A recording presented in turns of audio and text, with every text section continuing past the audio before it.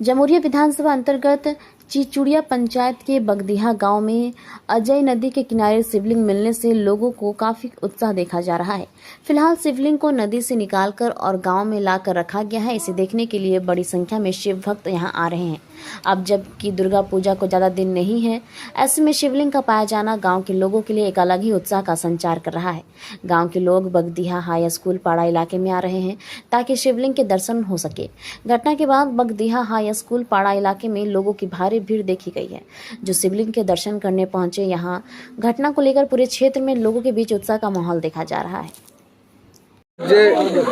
नदी থেকে যে শিবলিঙ্গ আমাদের সুপরপাড়ের ছেলে উদয় বাউরি এবং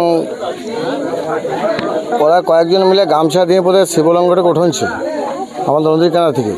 তো আমাদের সামনে মা দুর্গা পুজো আসছে, তো মা দুর্গা পুজোর আগেই যে আমাদের যে মহাদেব দেখা দিচ্ছে সিদ্ধপুর বাগডের বুকে, তো আমাদের খুবই উৎসাহ এবং আমরা চাইছি যে ব্লকের সহসভাপতি এবং এমএলএ সাহেব আমাদের কালকে 10টার সময় এসে আমাদের এই সমস্ত বাগডে সিদ্ধপুরের মানুষকে উৎসাহ দিয়ে আমাদের শিবলিঙ্গটা প্রতিষ্ঠা করার আবেদন আমরা করব।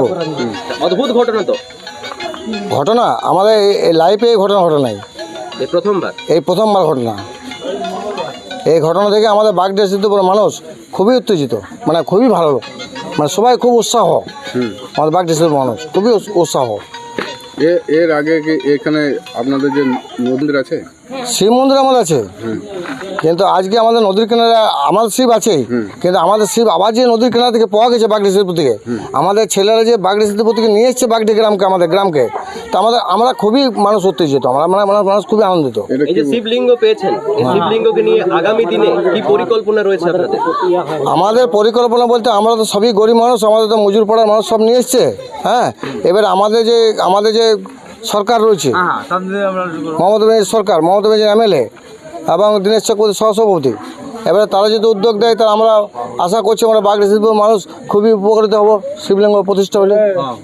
আপনার নাম কি? আমার নাম যাদব পাল, আমি পঞ্চায়েত সমিতির কর্মাধ্যক্ষ।